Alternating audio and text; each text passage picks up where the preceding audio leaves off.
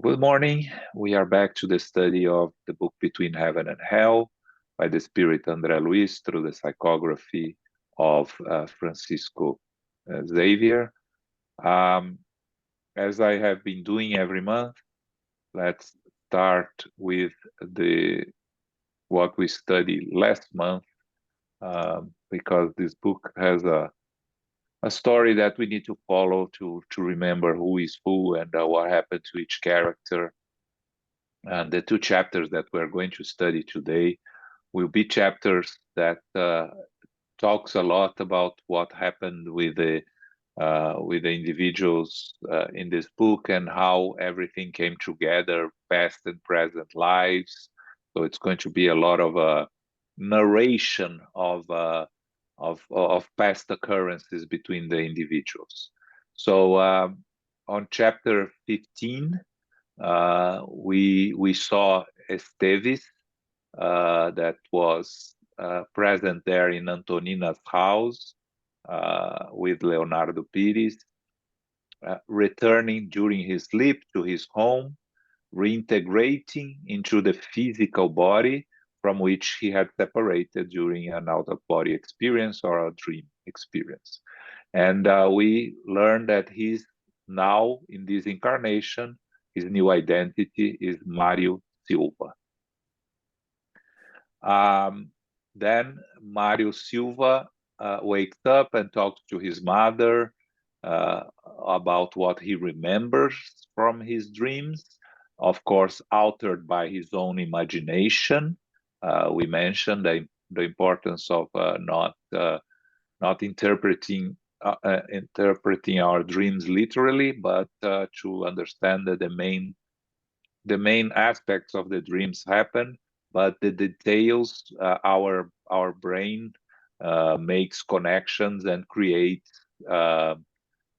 stories according to our conveniences and so on. So we see Zulmira and Amaro, which are the couple that is married and that we met. The parent, Amaro is the parent of Evelina, who with her prayer started the whole story, and Zulmira is his second wife that is being obsessed by Odila, the first wife of Amaro, discarnated and the mother of Evelina, and Julio, the young boy that died in an accident in the sea, drowned in the sea. Okay, so that was chapter 15. And on chapter 16, we have Mario interpreting his dream from the previous night, in which he was evoked by Leonardo Pires with Antonina. They are both strangers to him in this present existence. So when he thinks of the dream he had with them, he thinks that he had a meeting with Amaro and Zulmira. We learned that Zulmira was Mario's girlfriend from when he was young, sweetheart, but she left him to marry Amaro, and Mario Silva gets very angry at both of them, and he wants when he goes back to sleep, he wants a spiritual reunion with Amaro, thinking that he's going back to the dream he had, but not knowing that Amaro is not really who he's thinking that he met Leonardo Silva. So detached from the physical body, he invokes aggressively and insistently the presence of Amaro, who he believes to be seeking revenge. And Amaro, also separated from the corporeal body, responds to the call and goes and meets him. And then we have the dialogues between Amaro and Mario Silva. Amaro very polite and humble, and Mario Silva very unbalanced and provocative. Amaro, by the end of the chapter, trying to avoid any conflict with his hostile rival, asks and implores in prayer for higher assistance. Okay? For those that are in the phone, unfortunately, you won't be able to see, but for those that can see, I think it's important for us just to situate ourselves in the story, this graph that tells who is who in the story, because we've been studying and chapters go by and a lot of characters appear and then disappear for some time, so we get kind of lost here.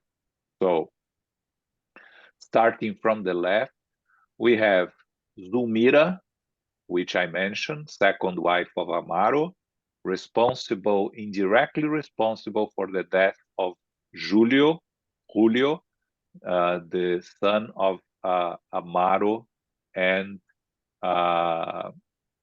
Odila.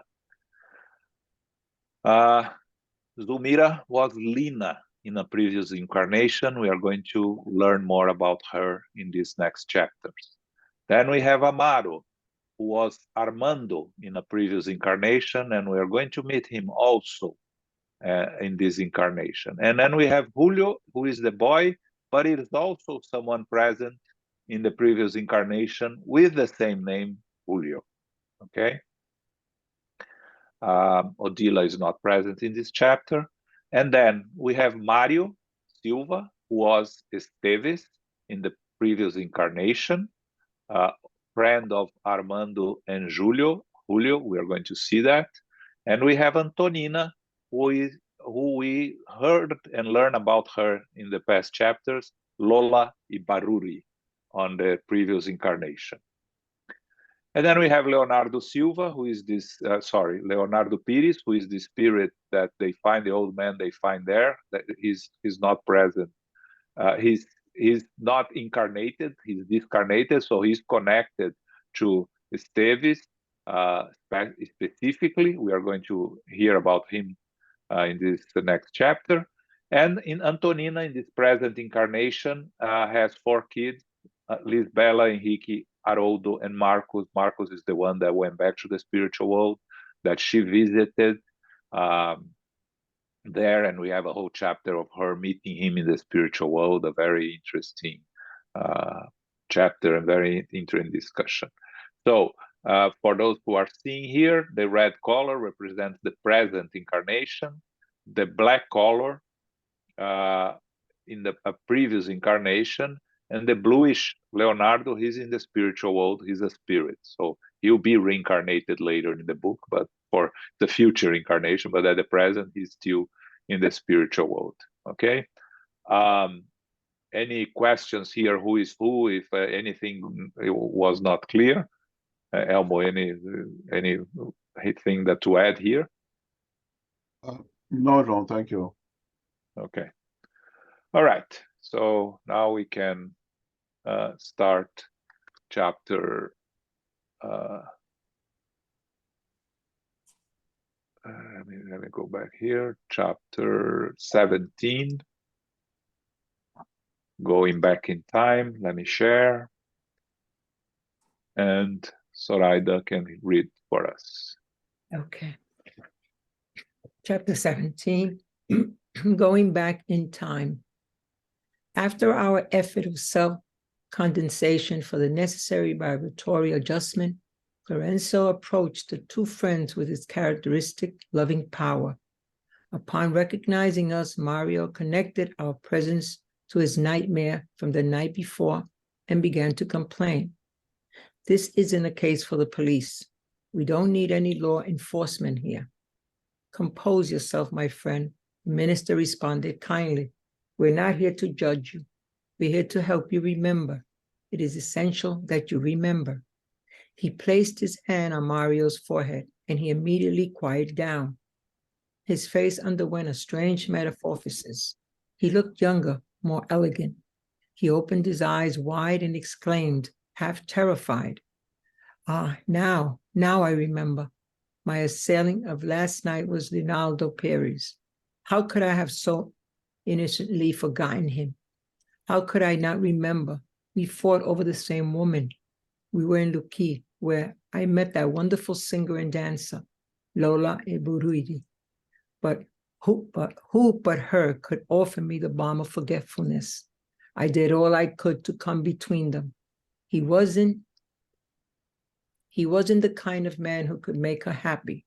Lola was young, beautiful, and artistic, and I was carrying the briar of death dreams around in my soul. She gave me the rest my soul needed. She restored me. But what a terrible Sunday it was on the flag-covered square in Pararu.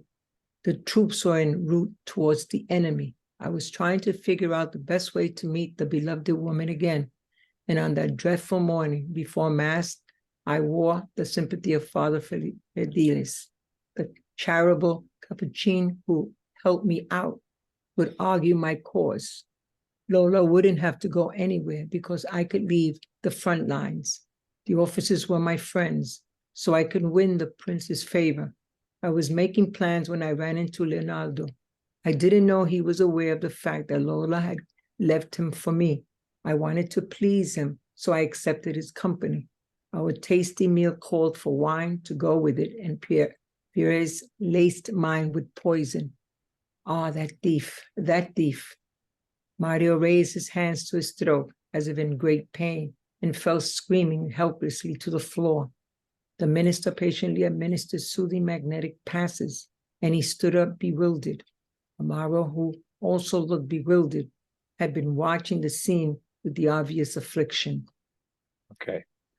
So besides the story here, an important on the first phrase here, let us remember that Mario is in a sleep state, is out of his body, is out of body experience, meeting Amaro, also out of body experience. They are all only able to see each other. They don't see more elevated spirits. What we always explain, that spirits are able to see spirits that are on the vibratory level the same as they are or below them. They are not able to see more elevated spirits unless these spirits make themselves visible to less evolved spirits. So this is why Andre Luiz is telling us here, after our effort of self-condensation for the necessary vibratory adjustment. Very important here, this phrase. This is how more evolved spirits make their perispirit, the spiritual body, visible to less evolved spirits with a self-condensation process. This requires a knowledge of the spiritual world, a knowledge of oneself. Andre Luiz learned this, and we see him doing that already in the second book of Andre Luiz collection, The Messengers. When they are going through the lower zones, the mentor asks them to make themselves more invisible to the other spirit by this process of condensating their perispirit to make it the perispirit less shiny in a sense, right? Because not to call the attention of the inferior spirits that were there, not to impress, not to make to call their attention. So here, Clarencio, Andre Luiz, and Hilario, they use this process of self-condensation to make themselves visible to Mario and to Amaro. But if you remember, they had already appeared to Mario when he was called by Leonardo Pires, and he was there, with his Leonardo Pires thinking he was Esteves, and Mario thinking that they were didn't knowing exactly who they were, Antonina and Leonardo Pires. So he thought that Clarencio, Andre Luiz, and Hilario were policemen, and he went to his house. They followed him, and he rapidly went back to his physical body, thinking that he had been followed by the police. So when they make themselves visible to him again, of course, he remembers them and tells them this is a case for the police. We don't need any law enforcement. Remember, he was in the middle of a fight, verbal argument with Amaro. And then Clarencio tells him, we're not here to judge you, we're here to help you remember, puts his hand over his face, and Mario goes through a transformation, becomes more Davis than Mario again, and remembers what happened in his previous incarnation, that Leonardo Pires was the one that killed him. Leonardo Pires was in love with Lola. Esteves met Lola, fell in love with her. She corresponded. And we heard this Leonardo describing this from his point of view. Now we're hearing from Mario's / Davis' point of view. He was poisoned by Leonardo. He met Leonardo, went to have a lunch with him, and was poisoned by him. And immediately when he remembers the poisonous action, he feels it again. This is again very interesting in the how spirits in this when we remember these things that happen to us, if we are in an unbalanced state of mind, the feelings come back to us very strongly, and we see this on our mediumship meetings on Monday. Sometimes the spirits, we are able to alleviate their pains and their struggles, what they're feeling, and then when they go back, they get anxious or they get nervous. They start feeling everything again, the headaches, the pains, and everything that goes together with this change of a state of mind of the spirit. So Mario immediately, when he remembers everything that happened in his previous existence, his discarnation process, he starts feeling the pain in his throat where he was poisoned. Clarencio gives him passes, and he recovers Amaro. And while everything is happening, Amaro is just looking at it, bewildered. Anything to add here, Elmo? No, I just think that the very first sense is indeed very important for us to understand. And it gives us what we always say, there is a symbiotic relationship between the moral and the intellectual.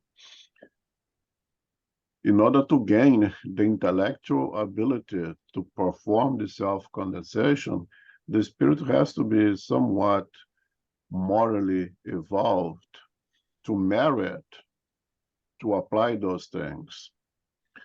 That's why Andre Luiz had reached that level already, because had applied himself to gain the moral progress that in a way gives you permission to go and learn those kinds of things. So there's always this relationship between the moral and the intellectual, the two wings of progress.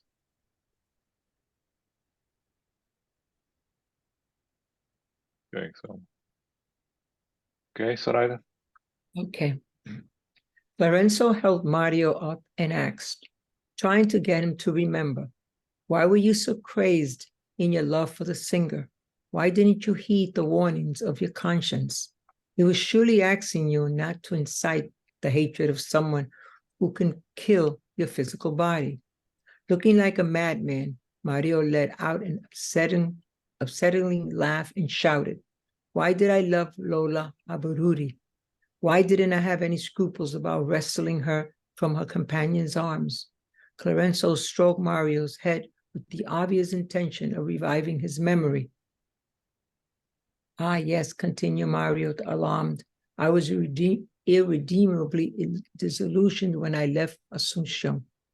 With a vacant look, as if surprised by the distant past and the recesses of the night, he continued.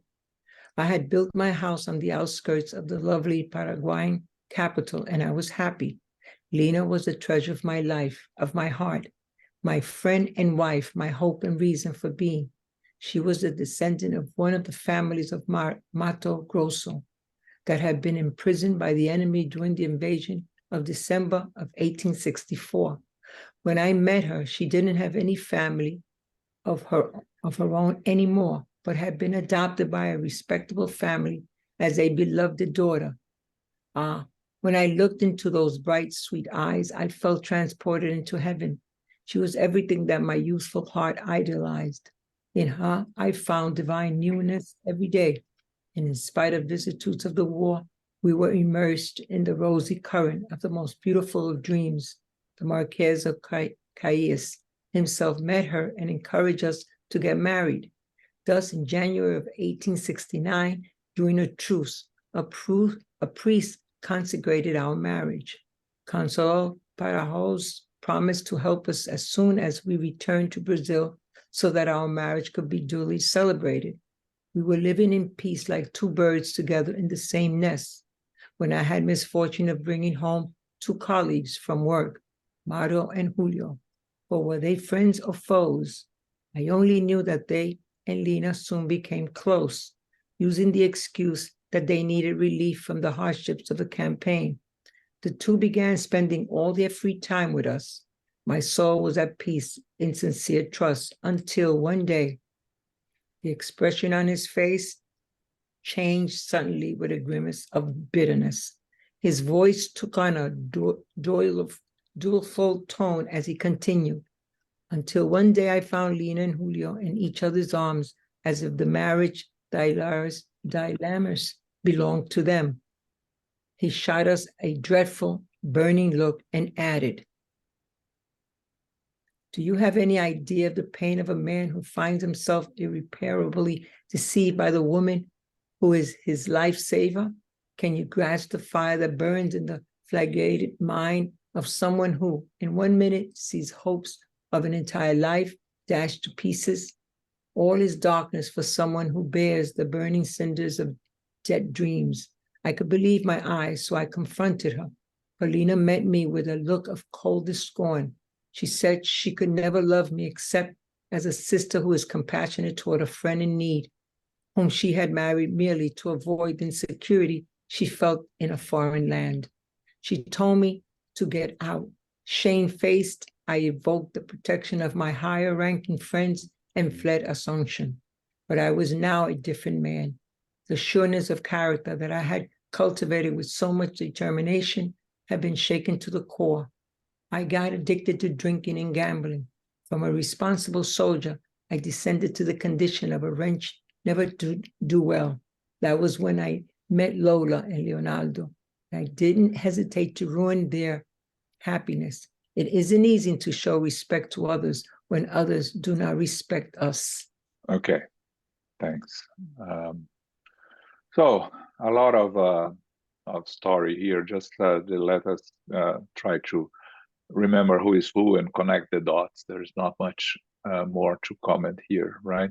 So Clarencio is trying to help Mario remembers and ask him why I were so much in love with the singer, with Lola.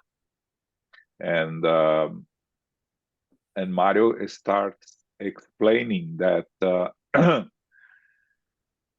he was disillusioned when he left Asunción. Asunción is the capital of Paraguay. We are in the middle of the war between Brazil and Paraguay. Paraguay invaded Brazil in the middle of the 19th century, and Brazil reacted and then ended up massacring Paraguay and causing really the country to almost lose all this its ability to exist.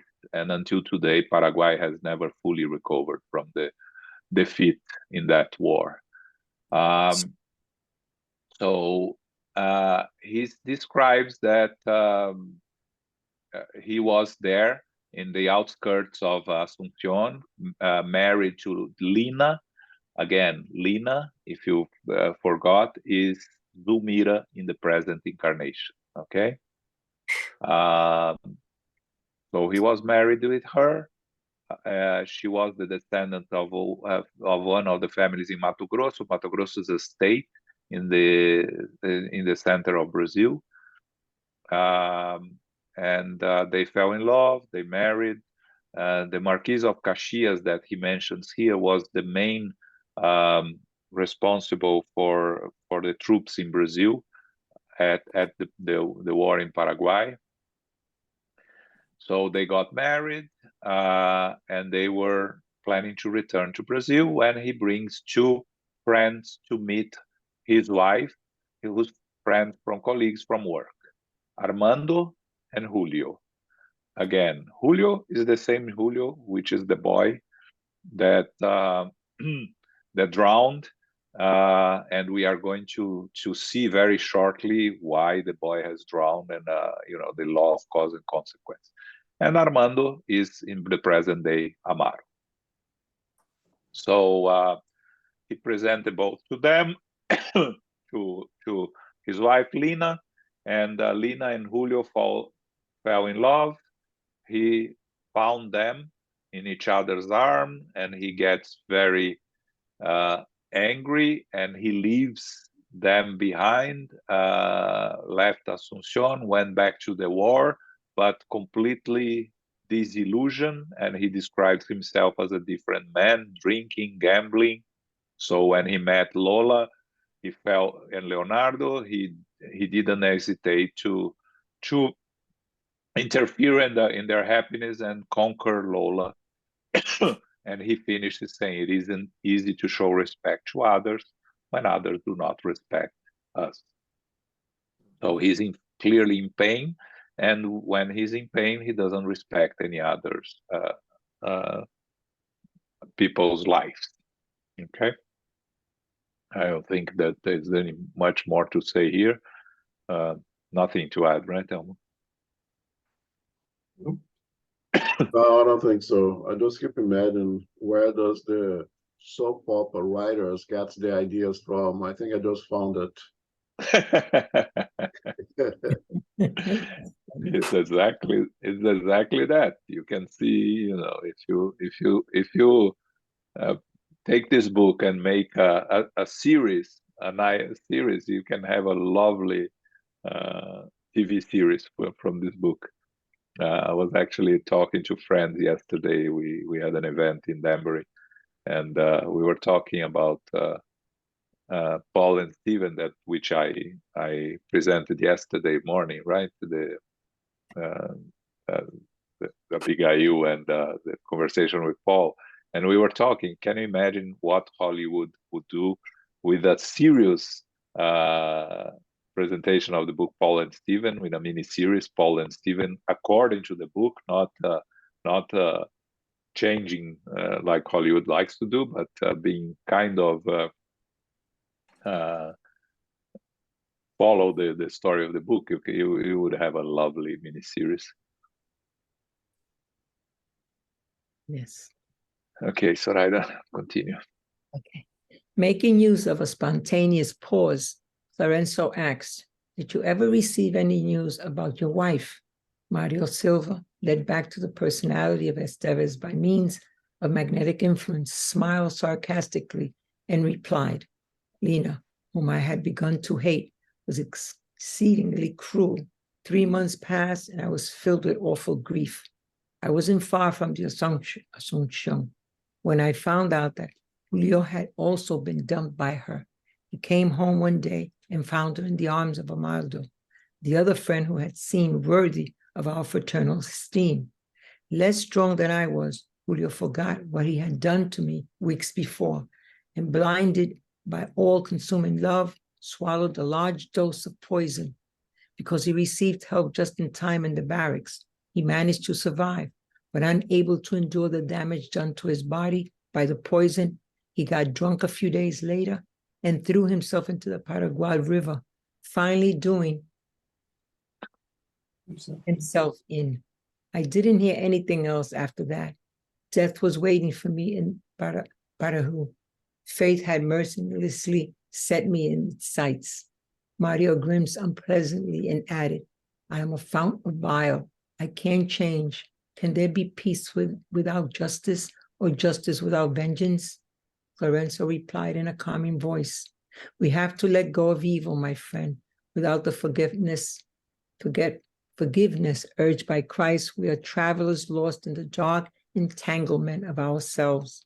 Without love in our heart, we have no eyes for the light. Thank you. So what's interesting here in the story is we find Julio, the child who drowned. If you remember, when we meet Julio, when Antonina goes there to meet her son Marcos, we find Julio under the care of Blandina, and he's still very unsettled back in the spiritual world. He drowned. He went back there, but he was still suffering from throat pain. He received assistance from Clarencio and from Blandina, and we see here why he has throat pain. He poisoned himself, didn't die of poison, and got drunk and threw himself in the Paraguayan River, a suicide. So he reincarnates again as the son of Lina, of Odila, but falls under the care of Lina, now Zulmira, that is jealous of his connection, his strong connection with Amaro, previously Armando. Again, two close friends that betrayed each other, but still they were close friends, so they have this sympathy towards one another. And Zulmira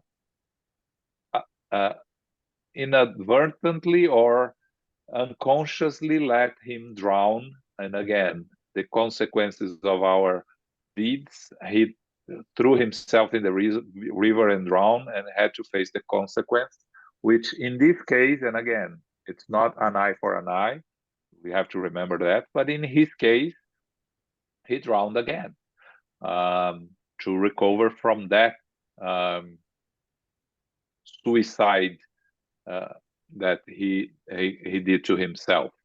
But he was still back in the spiritual world, suffering from throat problems, result of the poison that he swallowed trying to kill himself, this first attempt to kill himself.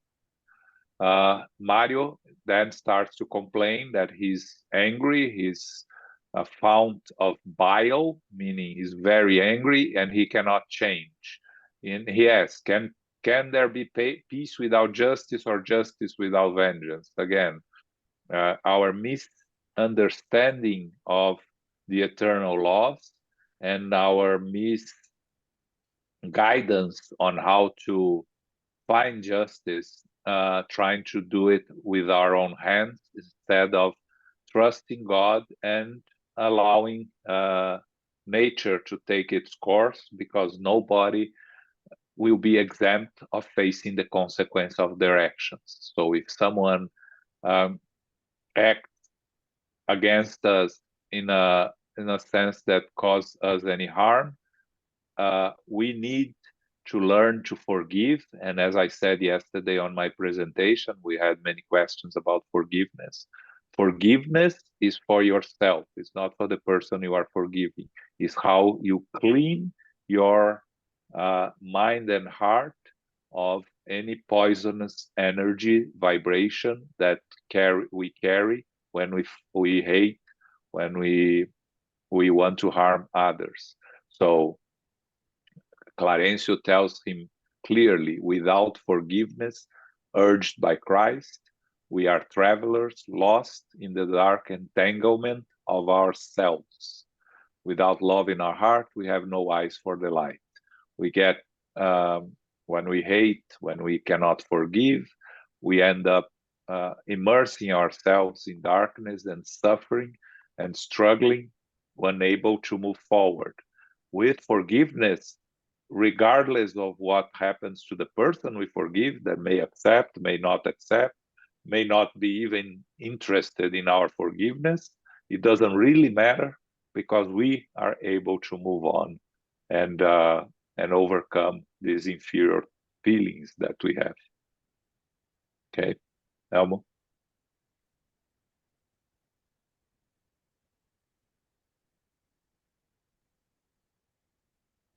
I think that makes us reflect a little bit of what we witness today throughout this world, right? Is this that we see today the result of the accumulation of the inability us to forgive? That when some with many minds together, that all and unable to forgive, generates all the dreadful things that are witnessed today in our present incarnation.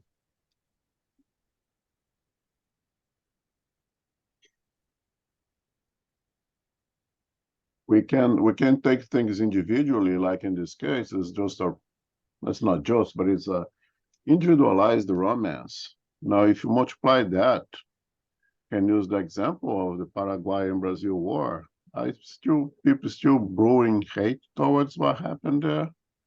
And if it does, what is the consequence for the individuals and for the community of spirits who are unable to forgive? Which makes us think here that the teachings of Christ has nothing to do with really religion. It has to do with our daily lives. It has to do with the humanity as a whole. That's why it's a universal teaching. Take off the religions, take off everything, just apply that in our daily lives. How better would we be today if we're able to forgive and leave the past behind and move on from the present, building a better future?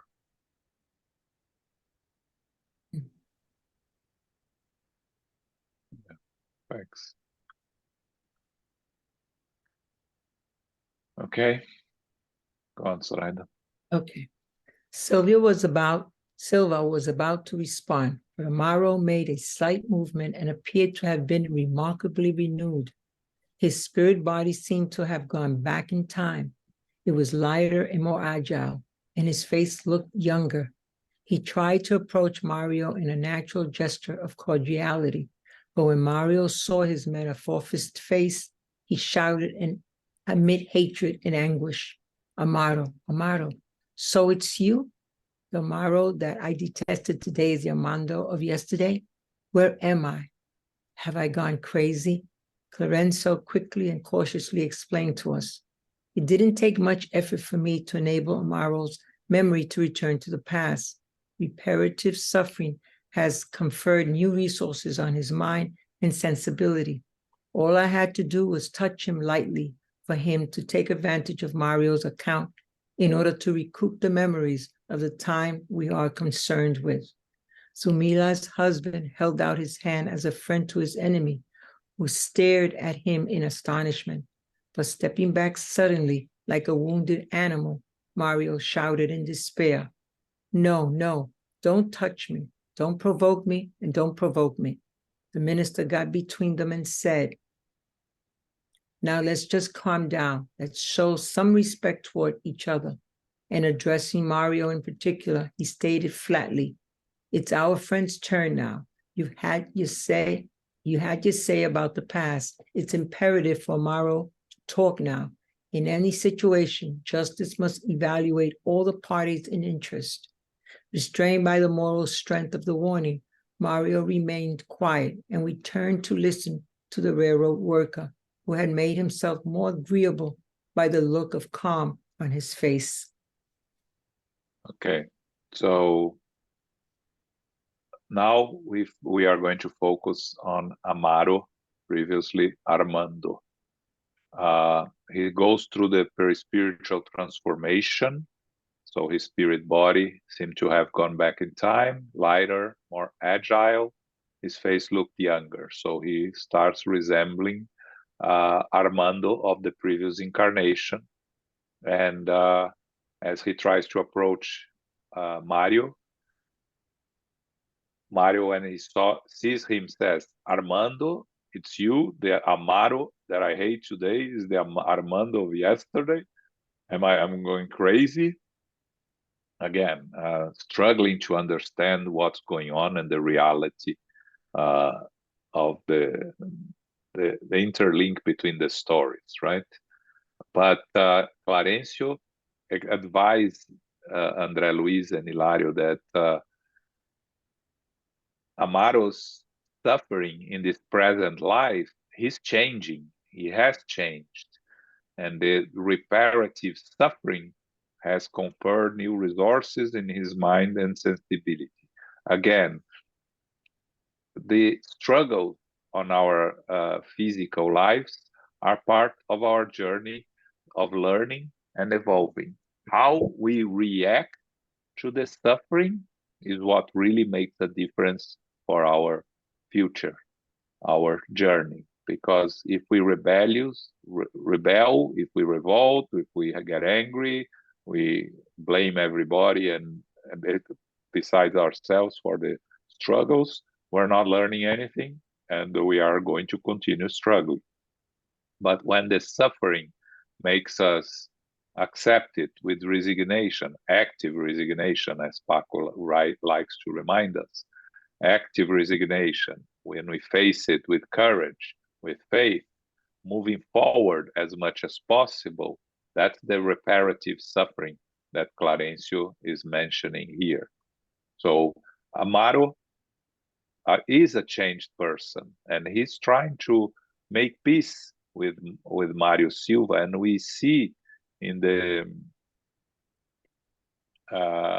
when he talks about Mario, when he in the previous chapter when he's talking to Mario, he said he didn't know that Mario and Zulmira were connected and were so close. When he found out, they were already married, so he regrets having caused pain to Mario. It was not his intention, but Mario doesn't want to listen anything like that. He says that he looks like a wounded animal and tells Amaro not to touch me, do not provoke me. And Clarencio intervenes, asks them to calm down, and tells Mario directly, you had your chance to talk about the past. Now it's time for Amaro to talk about the past. In any situation, justice must evaluate all the parties in interest. You know, it's like that famous saying, right? All stories have three sides: my side, your side, and the truth. Because we always distort the stories according to our understanding and realities, and the other person also. And the truth is somewhere in between in most of the cases, of course. There are exceptions. Again, Amaro is a railroad worker in the present incarnation, and he was looking calm and more, composed than Mario. Okay. Now, next chapter we'll hear the story of Amaro / Armando. Elmo? No comments. Okay. Any questions? We move to the next chapter. Okay. Chapter 18, Confession. Amaro's face displayed signs of renewal as he began his emotion-filled story. Yes, I remember it all perfectly well. Dawn on New Year's Day, 1869, was to become etched in our memory forever. In anguished expectation, we were to head for Asunción from Santo Antonio. Our curiosity overcame our exhaustion. I remember that before setting off, Estevez came looking for us, asked for our brotherly help in solving a problem that was highly important for his future. The three of us were inseparable friends in the barracks. He, Julio, and myself. In case he were to die in combat, he asked us to notify the young Lina Flores, whom he had met a few days earlier in Villeta. He enthusiastically told us about their love for each other and their plans for the future. We were worried about his concerns about dying and tried to comfort him with words of understanding and hope. We also doubled our efforts at trying to keep him safe. Paraguayan capital, however, proved to be exhausted and worn out. I never forgot our shouts of triumph when we secured our prey, creating big problems for the authorities. I can still see Estevez's smile at realizing that he has survived unscathed. Soon thereafter, he told us about his upcoming marriage. No one could openly get married while on the campaign, so it was done in secret with the blessing of a priest and and the tolerance of the leaders of the occupation, because the bride was a poor Brazilian girl that had been held captive for a long time. Amaro paused briefly to recoup his strength and then continued. I recall that Julio and I visited Estevez in his home for the first time in February of the same year. However, when we met Lina, we both felt a mysterious attraction to the pretty yet humble girl. I kept still about my own surprise at this, but the repulsive and restless Julio poured out his heart to me. Estevez's wife suddenly filled all his thoughts. If only he had met her before Estevez had, he exclaimed, enamored. He wouldn't have given her up. He felt as though Lina had come to him in his dreams.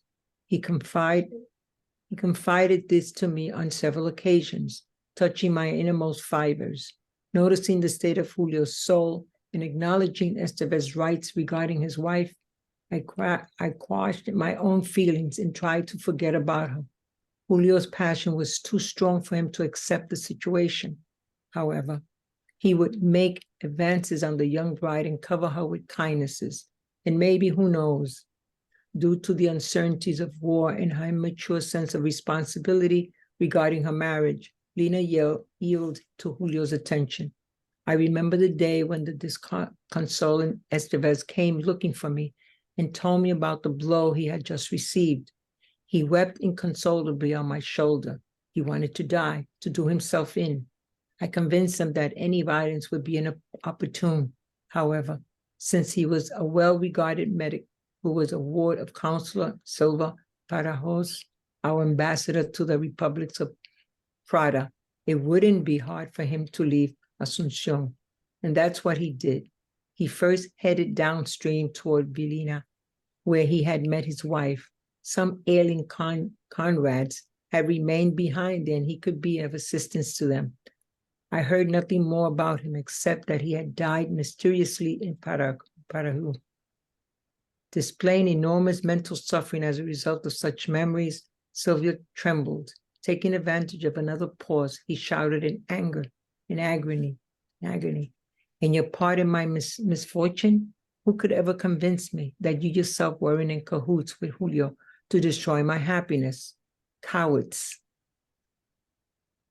Lorenzo kindly quieted the enraged healthcare worker, telling him to hear the story to its end. Amaro had not lost his composure. He acknowledged his adversary's vehement rebuke, smiled sadly, and continued. Yes, my confession must be precise and complete. Knowing that Lina and Julio had settled down together, I tried to keep my distance. I was afraid for myself, but Lina had perceived my unexpressed inclinations.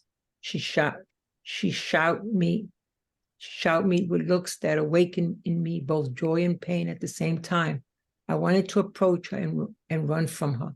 At first, I simply tried to avoid her, but the Marquess of Cailles' departure left the troops with a lot of free time on their hands.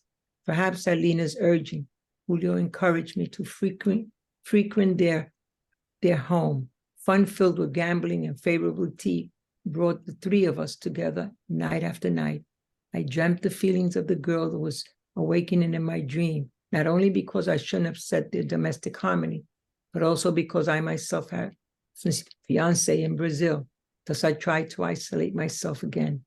Due to Lina's advances, I decided to hide myself more intensely in my work, and I managed to get appointed to serve in the night watch at Rescue Palace, where the occupation was handling all the matters and documents of interest to our country. But she wouldn't give up. One night she came looking for me, disguised as one of the townspeople.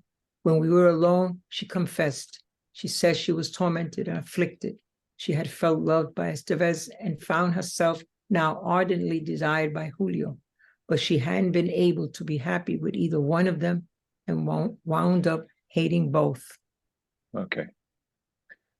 Again, it's a lot of story here, the narration of Armando, what happened from his point of view, right? It's interesting when we hear the same story from different points of view.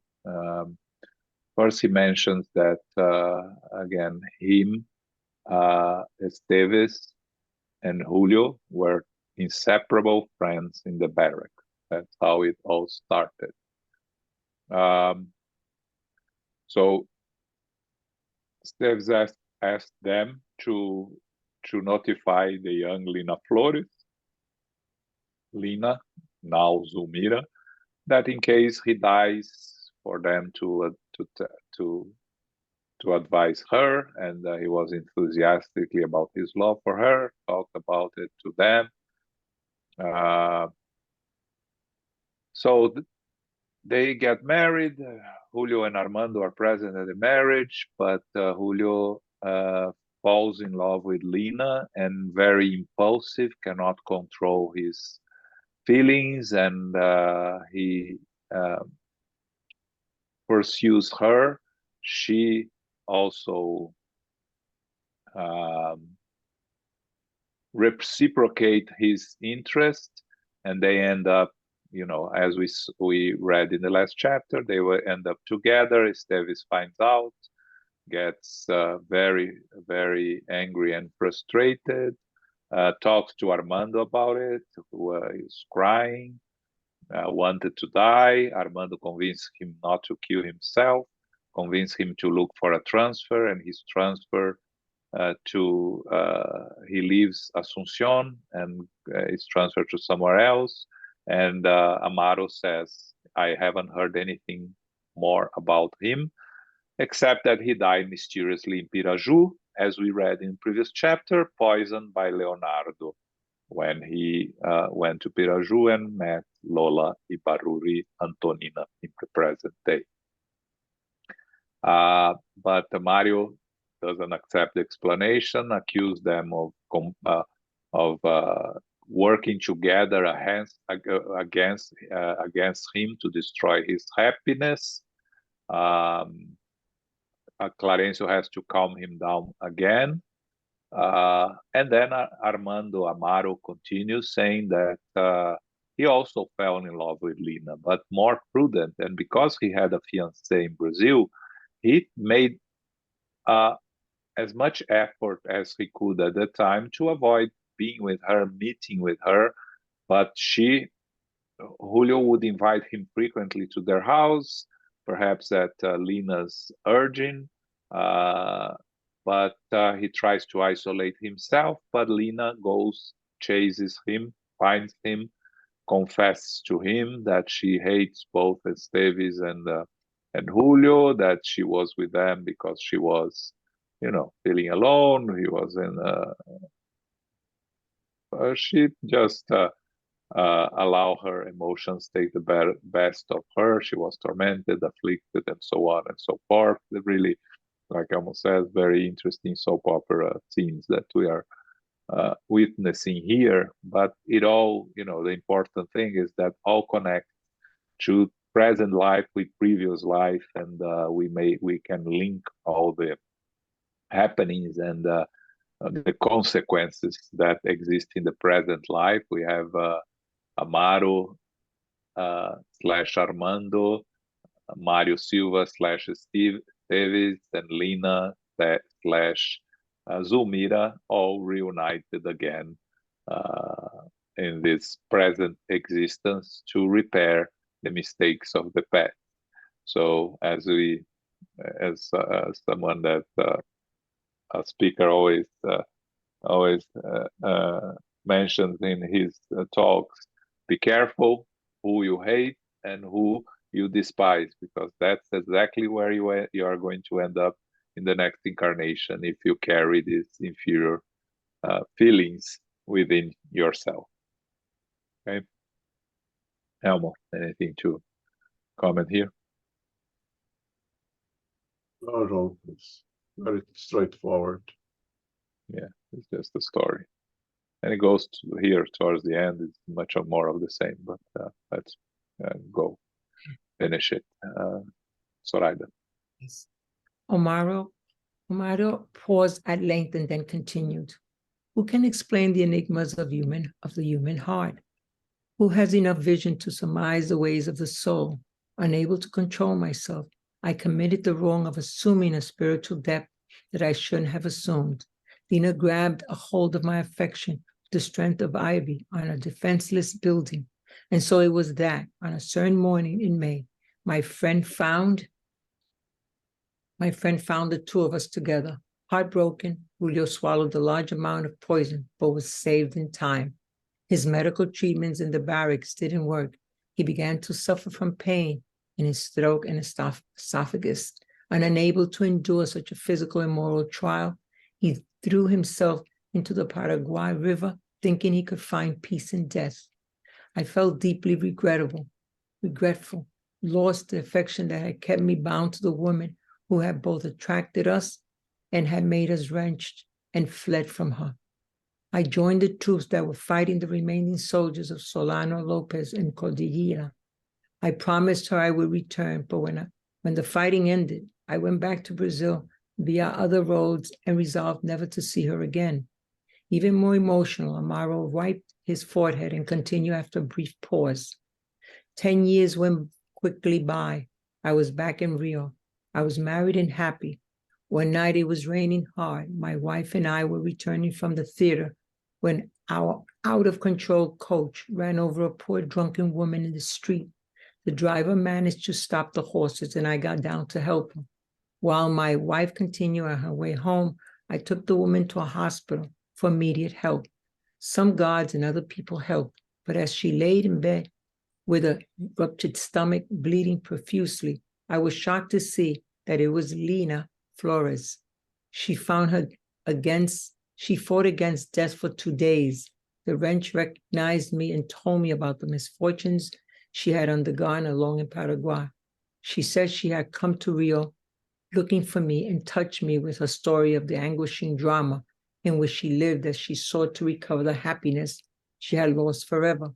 She died in rebelliousness and suffering, causing the world and everything in it. Amaro had finished.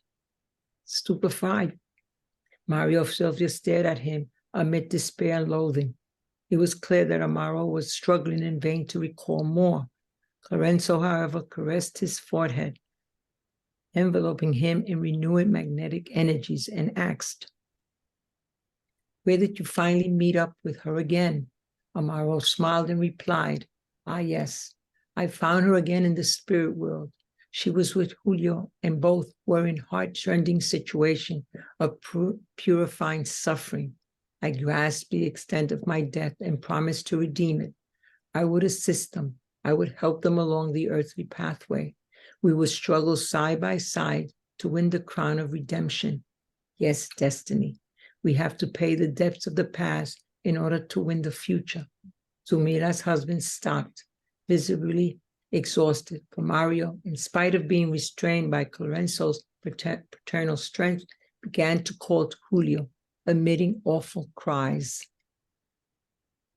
So he continues his story that he ended up involved with Lina, and eventually Julio found them together and tried to poison himself, as we saw before, was saved, but suffered the consequences with his throat and esophagus, the cause of the poison himself, and ended up throwing himself in the Paraguay River.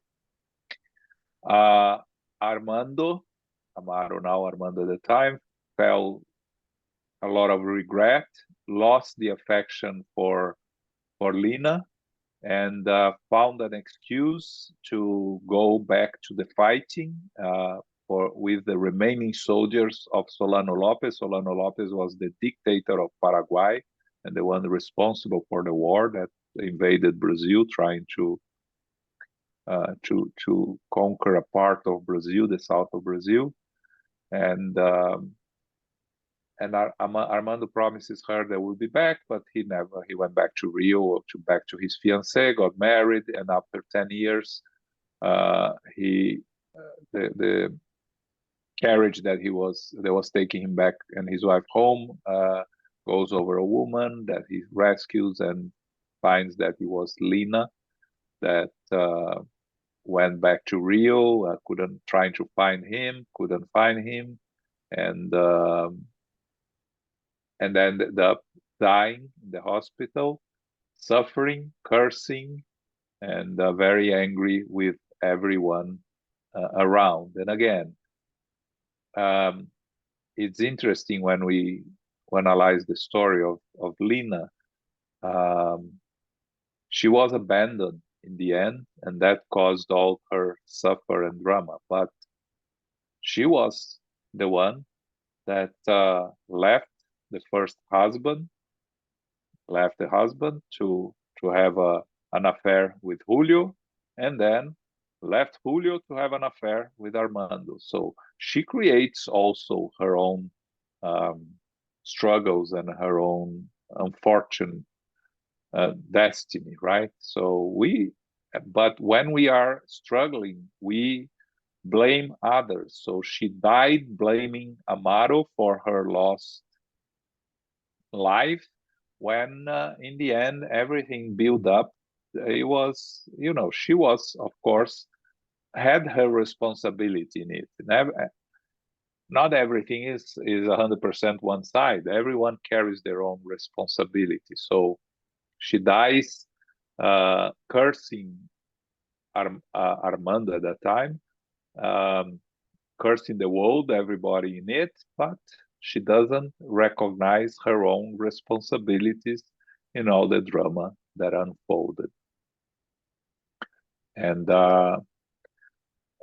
Clarencio finally asks how they met again, and Amaro says that when he went back to the spiritual world, he found her with Julio, and that both were in a very difficult situation in the spiritual world and a hard training situation.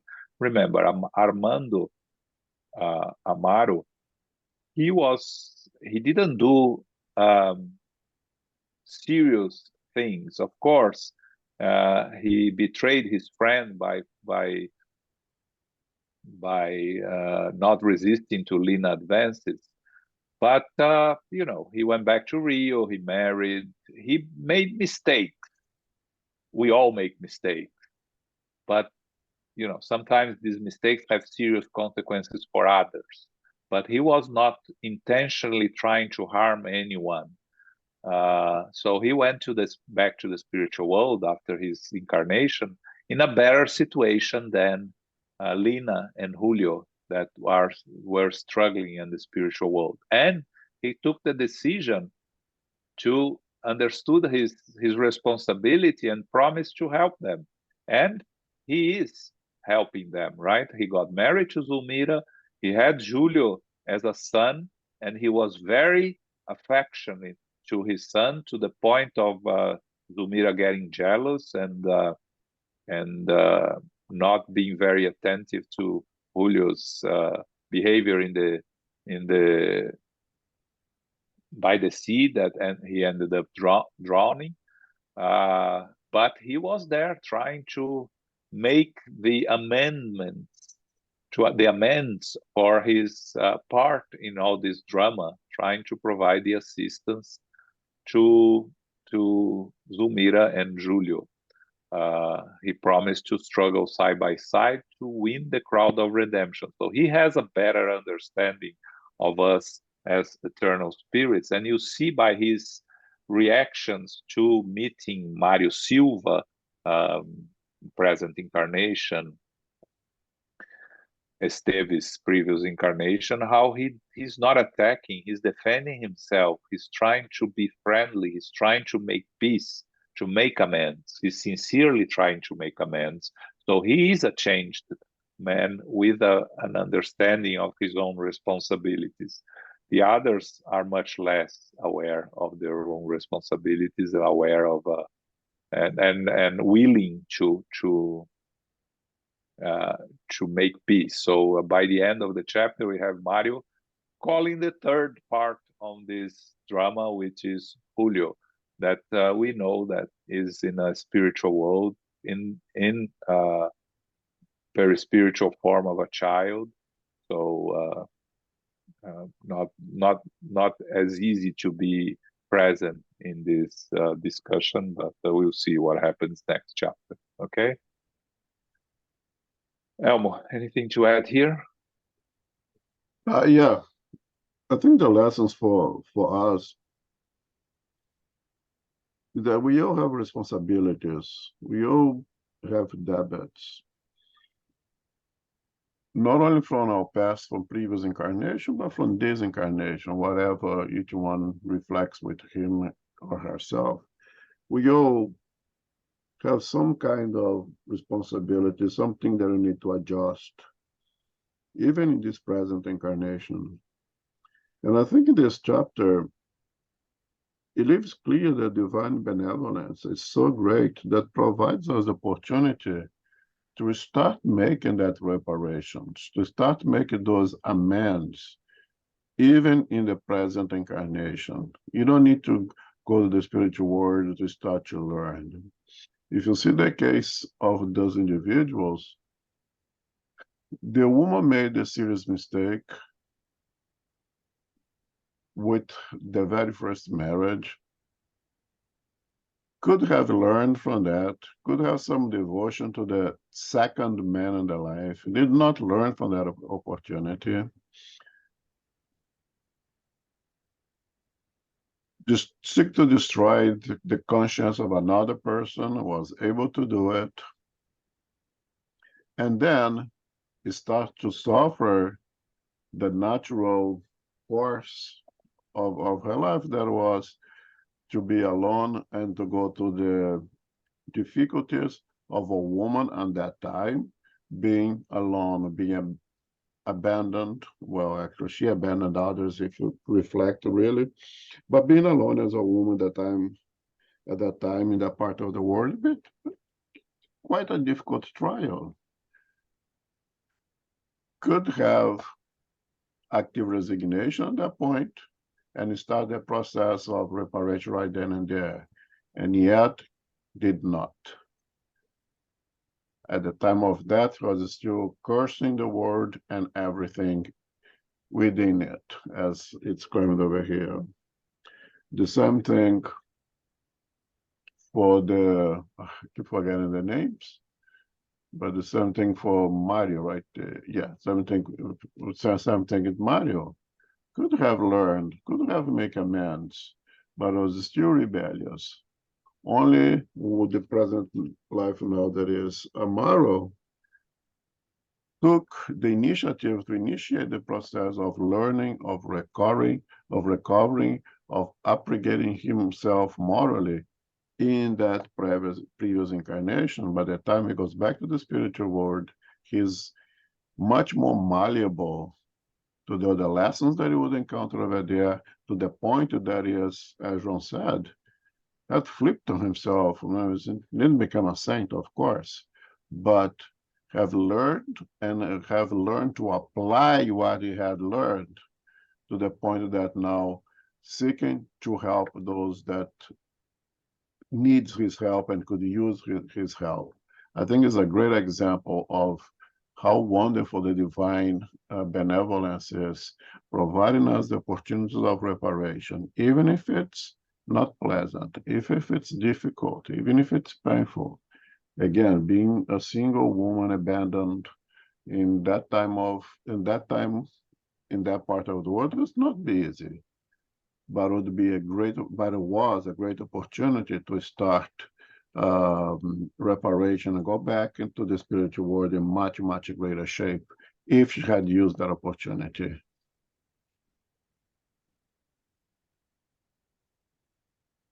Thanks, Elmo. Any other comments, questions? Okay. Next month or next year will be January. We are going to go to chapter 19, when we are going to see Mario calling Julio and Julio not appearing, because of course he's there in the spiritual world as a child, being treated and being assisted. But it will be an interesting continuation of the story. Okay. Next Sunday, the second Sunday of the month, we're going to study The Gospel according to Spiritism. Make a note that we won't have any meetings on 2 Sundays of this month, the last 2 Sundays of the month, which are the 24th and the 31st. Of course, for festive days, SGNY will be closed from the 21st to the 2nd of January. Okay, reopening the meeting, the Spiritism at noon on the January the 2nd, and our last meeting will be December 21st for the study of the Spirit's book. Okay, Carol, can you do our final prayer? Yes, certainly. Thank you very much, John and Elmo, and thank you everyone for being here and participating today. Infinite Creator and Supreme Intelligence, we give thanks for being together again for our studies of the book Between Heaven and Earth, chapter 17 and 18. During sleep, our spirit seeks out our loved ones or enemies in order to settle our accounts with them. Our feelings come back very strongly. Therefore, the level of vibration reconnects us, whether it be negative or positive. Forgiveness will clean the mind and heart of past actions. Otherwise, we will struggle and suffer and impede the ability to move forward. Without love in our hearts, we have no eyes for the light. How we react will make a difference. We should be careful of our inferior feelings.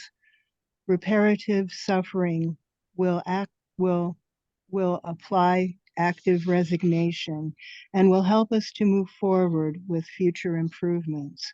It is never too late to make amends and reparations. We give thanks to our spiritual benefactors and the good spirits who are with us today, guiding and inspiring us.